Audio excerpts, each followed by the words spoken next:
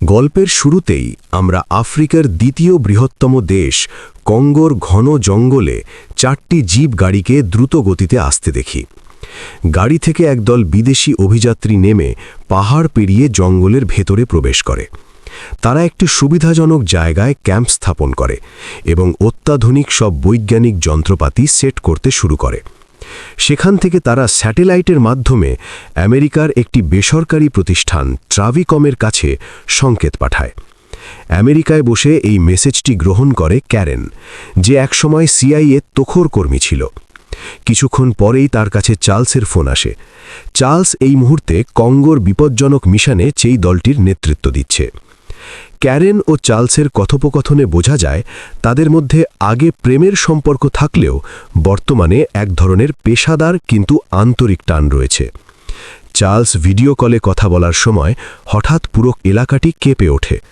Karen আতঙ্কিত হয়ে পড়লে চার্লস অভয় দিয়ে জানায় এটি একটি সক্রিয় আগ্নেয়গিরির এলাকা হওয়ায় এমন কম্পন স্বাভাবিক। চার্লস তখন একটি দুর্লভ নীল হীরা দেখায়, যা সে আগ্নেয়গিরির খুব কাছ থেকে খুঁজে পেয়েছে। হীরাটিকে একটি লেজার অস্ত্রের মতো যন্ত্রে স্থাপন করে সে একটি গাছে লক্ষ্য করে গুলি ছোড়ে। মুহূর্তের মধ্যে গাছটি দাউ দাউ করে চলে ওঠে। হীরা দিয়ে তৈরি এই বিধ্বংসী লেজার প্রযুক্তি পৃথিবীতে একদমই নতুন। চার্লসের বিশ্বাস যে নদী থেকে হীরাটি পাওয়া গেছে, সেই নদীর উৎসস্থলেই লুকিয়ে আছে হীরার বিশাল খনি। সে ক্যারেনকে কথা দেয় যে 1 ঘন্টার মধ্যে সে গুপ্তধনের সন্ধান পেয়ে তাকে আবার কল করবে। ভিডিও কল শেষ করে চার্লস তার এক সঙ্গীর সাথে নদীর ধার দিয়ে একটি প্রাচীন স্থাপনার কাছে পৌঁছায়। সেখানে একটি রহস্যময় গুহার প্রবেশপথ দেখা যায়।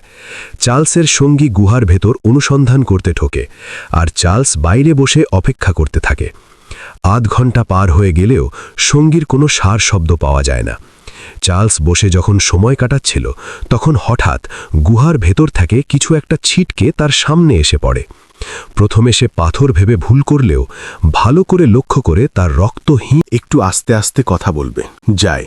সেটি কোনো পাথর ছিল না, ছিল তীক্ষ্ণ একজোড়া জলজলে চোখ। চার্লস ভয়ে পাথর হয়ে দাঁড়িয়ে থাকে এবং পিছন থেকে এক অদ্ভুত শব্দ শুনে ঘুরে তাকাতেই তার পুরো শরীর মিউজিক অবশ হয়ে আসে। এক চরম বিভীষিকা যেন তাকে গ্রাস করতে এগিয়ে আসছে।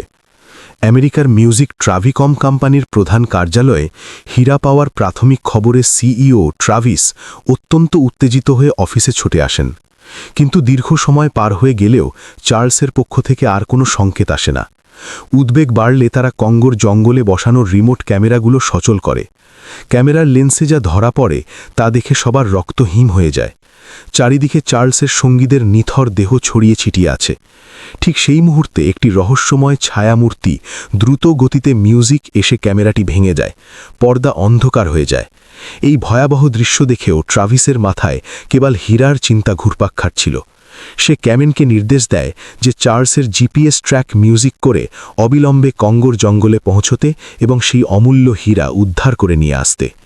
নিজের ছেলের জীবনের চেয়ে হীরাকে বেশি গুরুত্ব দিতে দেখে ক্যারেন মনে মনে প্রচণ্ড ক্ষুব্ধ হয়। তবে ট্রাভিস চতুরতার সাথে বলে যে অন্তত চার্লসকে মিউজিক বাঁচাতে হলেও তার যাওয়া প্রয়োজন। নিরুপায় হয়ে ক্যারেন এই বিপজ্জনক মিশনে রাজি হয়। অন্যদিকে ক্যালিফোর্নিয়ার একটি প্রাণী গবেষণা মিউজিক কেন্দ্রে এমি নামের একটি গরিলার সাথে আমাদের পরিচয় হয়।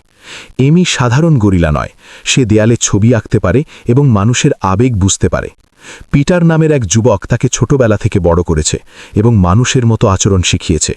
সে তার বিশ্ববিদ্যালয়ের প্রিন্সিপালের কাছে প্রস্তাব রাখে যে সে কঙ্গোর জঙ্গলে গিয়ে বন্য গরিলাদের উপর গবেষণা করতে চায়, কিন্তু প্রয়োজনীয় অর্থের অভাবে প্রিন্সিপাল তাকে অনুমতি দিতে পারেন না।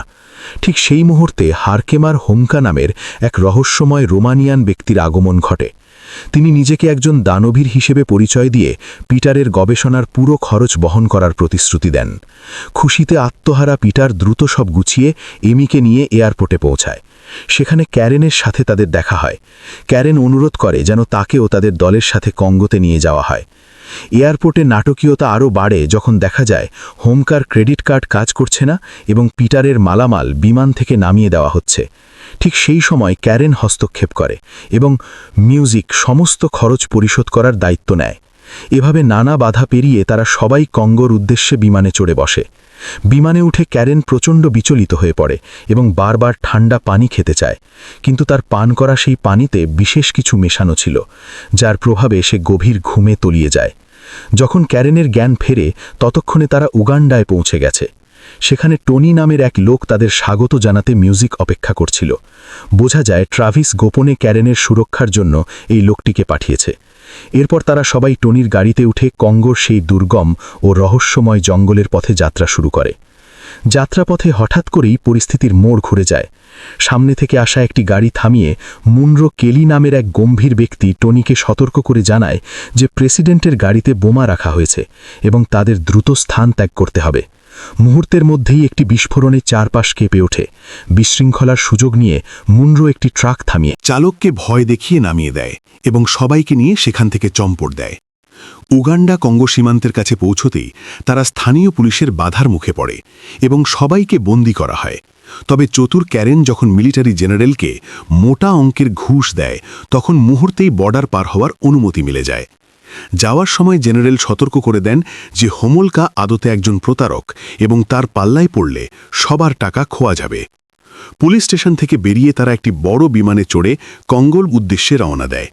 বিমানে থাকাকালীন টনি ক্যারেনকে জানায় যে জঙ্গল থেকে নিরাপদে বের হওয়ার জন্য সে একটি এয়ার বেলুন এবং পর্যাপ্ত অস্ত্রশস্ত্রের ব্যবস্থা করে রেখেছে, কিন্তু বিপদ তাদের পিছু ছাড়ছিল না।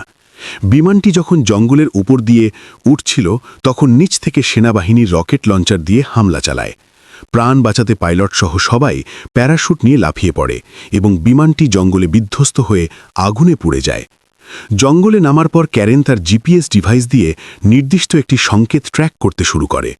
মুনরো বুঝতে পারে ক্যারেন সাধারণ কোনো পর্যটক নয়, বরং সে বিশেষ কিছু খুঁজছে। রাতের বেলা ক্যাম্প স্থাপন করার পর ক্যারেন স্যাটেলাইটের মাধ্যমে ট্র্যাভিসের সাথে যোগাযোগ করে। ট্র্যাভিস জানায় যে আগের ভাঙা ক্যামেরার ফুটেজ বিশ্লেষণ করে দেখা গেছে সেখানে গরিলার মতো এক রহস্যময় ছায়ামূর্তি ছিল। এটি কোনো সাধারণ গরিলা নয়, বরং সম্পূর্ণ অজানা এক হিংস্র প্রজাতির। তাই সে সবাইকে সতর্ক থাকতে বলে। সেই রাতেই বনের নিস্তব্ধতা ভেঙে গরিলাদের ভয়ঙ্কর গর্জন শোনা যায়।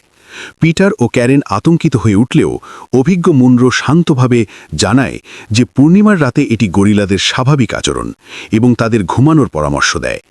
তবে এই গর্জনের আড়ালে যে কত বড় বিপদ ঘাপটি মেরে আছে তা তারা কল্পনাও করতে পারছিল না। পরদিন সকালে তারা পুনরায় যাত্রা শুরু করে এবং আগ্নেয়গিরির পাদদেশে ঘন রেইন ফরেস্টে পৌঁছে যায়। প্রকৃতির রুদ্ররূপ তাদের প্রতিকূলে চলে যায়। শুরু হয় প্রচণ্ড বৃষ্টি। সন্ধ্যায় তাঁবু খাটিয়ে বিশ্রামের চেষ্টা করলেও ঝোড়ো হাওয়ায় তাদের সব আয়োজন লণ্ডভণ্ড হয়ে যায়। সকালে ক্ষুধার্ত অ্যামি খাবারের বাক্স খুলে খেতে শুরু করলে পিটার আতঙ্কে চিৎকার করে জানায় যে তার শরীরে একটি জোক লেগে রক্ত চুষছে। অভিজ্ঞ মুনরো তার জ্বলন্ত সিগারেট ব্যবহার করে নিপুণভাবে জোকটি শরীর থেকে সরিয়ে দেয়। ঠিক সেই মুহূর্তে মুনরোর তীক্ষ্ণ দৃষ্টি পড়ে গাছের আড়ালে লুকিয়ে থাকা দুজন আদিবাসীর ওপর। মুনরো তাদের নিজস্ব ভাষায় কথা বলে জানতে পারে যে এখানে একদল শ্বেতাঙ্গ মানুষ এসেছিল, যাদের পোশাকে বিশেষ একটি চিহ্ন ছিল। আদিবাসীরা মাটিতে সেই চিহ্নটি এঁকে দেখালে ক্যারেন নিশ্চিত হয় যে এটি তাদের ট্র্যাভিকম কোম্পানির লোগো, অর্থাৎ চার্লসের দল এখানেই ছিল। আদিবাসীরা তাদের একটি স্থানে নিয়ে যায় যেখানে একদল উপজাতির লোক একটি লাশের ওপর প্রাচীন আচার অনুষ্ঠান পালন করছিল। মুনরো ব্যাখ্যা করে যে তাদের বিশ্বাস অনুযায়ী মৃত ব্যক্তির শরীর থেকে আত্মা বিচ্যুত হয়েছে এবং তারা সেটি ফিরিয়ে আনার চেষ্টা করছে। ক্যারেন কাছে গিয়ে পরীক্ষা করে স্বস্তির নিঃশ্বাস ফেলে যে এটি চার্লস নয়, বরং তাদের দলের অন্য একজন সদস্য। আশ্চর্যজনকভাবে লোকটির মুখে পানি ছিটানোর পর সে ক্ষণিকের জন্য জ্ঞান ফিরে পায়, কিন্তু পাশেই অ্যামিকে দেখে সে এতটাই আতঙ্কিত হয়ে ওঠে যে চিৎকার করতে করতে সেখানেই মৃত্যুর কোলে ঢলে পড়ে। ক্যারেন বুঝতে পারে ট্র্যাভিসের দেখানো সেই রহস্যময় ধূসর গরিলাই হয়তো এই ধ্বংসযজ্ঞের কারণ। সে মুনরোকে সাবধান করে, কিন্তু মুনরো তা উড়িয়ে দেয়, কারণ তার মতে ধূসর রঙের গরিলার কোনো অস্তিত্বই প্রকৃতিতে নেই। যাত্রাপথের পরবর্তী বাধা হিসেবে সামনে আসে একটি উত্তাল নদী। অনেক কষ্টের পর নদী পার হয়ে সবাই যখন কিছুটা স্থিত হয়, তখন হোমলকা তার আগমনের প্রকৃত রহস্য উন্মোচন করে। সে তার ডায়েরি থেকে একটি সোনার আংটি বের করে দেখায়, যাতে একটি চোখের চিহ্ন খোদাই করা ছিল। সে দাবি করে 1000 বছর আগে রাজা সোলেমনের যে হারানো শহর মাটির নিচে চাপা পড়ে গেছে, সেখানে সংরক্ষিত আছে পৃথিবীর অমূল্য হীরা জওহরাত। হোমলকা আরও একটি চমকপ্রদ তথ্য দেয়। সে লক্ষ্য করেছে যে অ্যামি তার ঘরে ঠিক এই চোখের চিহ্নটি বারবার এঁকেছে। তার বিশ্বাস অ্যামির জন্ম হয়তো সেই প্রাচীন শহরেই হয়েছিল এবং অবচেতন মনে সে সেই জায়গাটি চেনে। অ্যামিকে অনুসরণ করলেই তারা সেই গুপ্তধনের শহরে পৌঁছে যাবে এবং সবাই রাতারাতি অগাধ সম্পদের মালিক হবে। লোভে অন্ধ হোমলোকা যখন স্বপ্ন বুনছিল, বাকিরা তখন সামনের অজানা বিপদের কথা ভেবে শঙ্কিত হয়ে ওঠে। হোমলোকার আত্মবিশ্বাস দেখে শেষ পর্যন্ত তার কথায় বিশ্বাস স্থাপন করে, যদিও ক্যারেনের মনে তখনও সন্দেহ দানা বেঁধেছিল। এরই মধ্যে রহস্যজনকভাবে ক্যারেনের জিপিএস সিগন্যাল বিচ্ছিন্ন হয়ে যায়। তবুও তারা দমে না গিয়ে অন্ধকারের মধ্যেই নদীপথে এগোতে থাকে। হঠাৎ তারা অনুভব করে পানির নিচে বিশাল কোনো এক ছায়া তাদের অনুসরণ করছে। মুহূর্তের মধ্যে সেই জলজ দানবটি নৌকাটি এফোরপোর করে দেয়। মুনরো দ্রুত ফ্লেয়ার গান জ্বালিয়ে সেটিকে তাড়ানোর চেষ্টা করে এবং সবাই কোনো মদের তীরে উঠে প্রাণ বাঁচায়। সকাল হতেই তারা দিগন্ত জুড়ে বিস্তৃত আগ্নেয়গিরিটি দেখতে পায়। পাহাড়ের পাদদেশে পৌঁছে অ্যামি ইশারা করে জানায় যে এটাই তার আসল ঘর। সামনে দুটি রাস্তা দেখে মুনরো দ্বিধায় পড়লে অ্যামির সংকেত অনুযায়ী তারা বাঁ দিকের পথ ধরে এগোতে থাকে। কিছু দূর যাবার পর তারা গতরাতে বিধ্বস্ত হওয়া সেই প্লেনটির ধ্বংসাবশেষ দেখতে পায়। ভেতরে সবার নিথর দেহ দেখে ক্যারেন স্তব্ধ হয়ে যায়। সে বুঝতে পারে ধূর্ত ট্রেভিস শুধু তাকেই পাঠায়নি, বরং হীরা লুটের জন্য গোপনে আরও একটি দল পাঠিয়েছিল, যাদের সলিল সমাধি হয়েছে এই জঙ্গলেই। জঙ্গলের আরও গভীরে প্রবেশ করতেই তাদের পথ আটকে দাঁড়ায় এক বিশাল ও ভয়ঙ্কর গরিলা। মুনরো ফিসফিস করে পিটারকে নড়াচড়া করতে নিষেধ করে। গরিলাটি পিটারের চারপাশ ঘুরে দেখে কোনো এক অজানা কারণে তাকে ছেড়ে দিয়ে চলে যায়। পিটার যখন মুনরোকে ধন্যবাদ দিতে যায়, তখন দেখে বীর মুনরো ভয়ের চোটে অনেক আগেই ঝোপের আড়ালে লুকিয়ে পড়ে। এরই মধ্যে একদল বন্য গরিলা সেখানে হাজির হয়। তারা এমিকে দেখে নিজেদের ভাষায় অদ্ভুত সব ইশারা করতে থাকে, যেন তারা মানুষের মতোই বুদ্ধিমান। সামনে এগোতে গিয়ে টিমের একজন সদস্য অসাবধানতাবশত একটি গুপ্ত তারে পা দিয়ে ফেলে, যার ফলে তীব্র অ্যালার্ট বেজে ওঠে। ক্যারেন দ্রুত সেটি নিষ্ক্রিয় করে জানায় এগুলো তাদের কোম্পানির আগের টিমের বসানো নিরাপত্তা ব্যবস্থা। তারপর তারা একটি প্রাচীন সুড়ঙ্গ খুঁজে পায়, যার ভেতরে লুকিয়েছিল এক বিশাল মন্দিরের প্রবেশদ্বার। মন্দিরের সামনে রাজা সলোনের এক বিশাল মূর্তি দেখে হোমলকা উত্তেজনায় ফেটে পড়ে। সে চিৎকার করে বলতে থাকে, দেখেছ, আমি বলেছিলাম না এখানে প্রাচীন শহর আছে। মূর্তির চোখের সেই অদ্ভুত চিহ্ন দেখে তারা নিশ্চিত হয় যে এমি অবচেতন মনে এই জায়গারই স্মৃতি বয়ে বেড়াচ্ছিল। কেল্লার ভেতরে প্রবেশ করতেই তারা এক ঐশ্বর্য ভরা হলের দেখা পায়।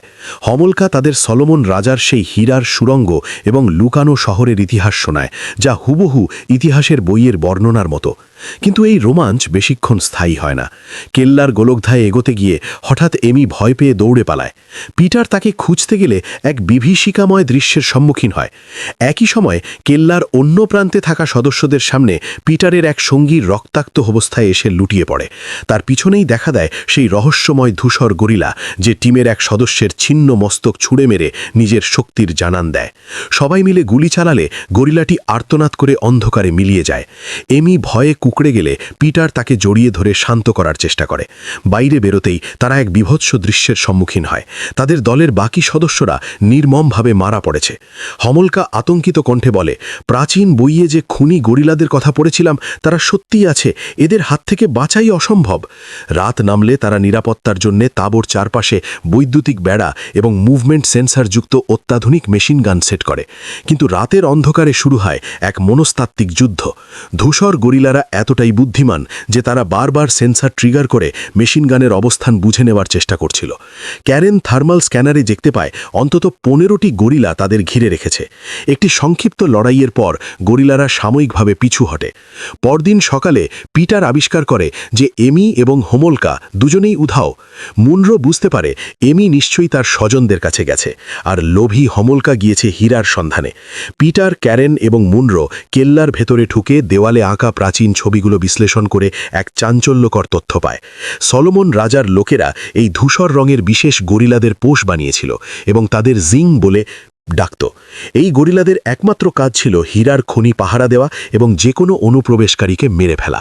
হঠাৎ হমলকা ফিরে এসে উত্তেজনায় কাঁপতে কাঁপতে জানায় যে সে হীরা ভর্তি সুড়ঙ্গটি খুঁজে পেয়েছে। কিন্তু লোভের বশবর্তী হয়ে হমলকা ভেতরে ঢুকে পড়ে। দেওয়ালের গায়ে নীল লাল হাজার হাজার হীরার ঝলকানি দেখে সে পাগলের মতো ব্যাগ ভরতে শুরু করে। ঠিক সেই মুহূর্তে ধূসর গরিলাদের দল তাদের ঘিরে ফেলে। তাদের বিশালাকার নেতা গরিলার সামনে দাঁড়িয়ে এমি ইশারায় বোঝানোর চেষ্টা করে যে এরা কোনো ক্ষতি করবে না। কিন্তু গরিলাদের ক্ষোভ তখন তুঙ্গে। শুরু হয় এক অসম লড়াই। মুনরোর দল গুলি চালালেও এই শক্তিশালী গরিলাদের খুব একটা ক্ষতি করতে পারছিল না। কিন্তু হীরা নিয়ে পালানোর সময় হমলকা আবারও ভুল করে বসে। সে দৌড় দিলে একটি গরিলা তাকে চিরতরে শেষ করে দেয়। তার করুণ আর্তনাদ পুরো গুহায় প্রতিধ্বনিত হয়। এমি ইশারায় পিটারকে দ্রুত চলে যেতে বলে। পিটার বুঝতে পারে আধুনিক মানুষের দুনিয়া এমির জন্যে নয়, এই জঙ্গলই তার আসল ঠিকানা। চোখের জলে এমিকে বিদায় জানিয়ে পিটার, ক্যারেন এবং মুনরো দ্রুত সেখান থেকে বেরিয়ে আসে। তারা টনি রেখে যাওয়া এয়ার বেলুন ব্যবহার করে আকাশপথে রওনা দেয়। পিটার জানালার বাইরে তাকিয়ে মনে মনে এমিকে শুভকামনা জানায়। এভাবেই লোভ বনাম প্রকৃতির লড়াইয়ে প্রাচীন রক্ষকদের জয় দিয়ে শেষ হয় কঙ্গো সিনেমার রোমাঞ্চকর কাহিনী। গল্পটি ভালো লাগলে অবশ্যই একটি লাইক দিয়ে সাবস্ক্রাইব করে পাশে থাকবেন।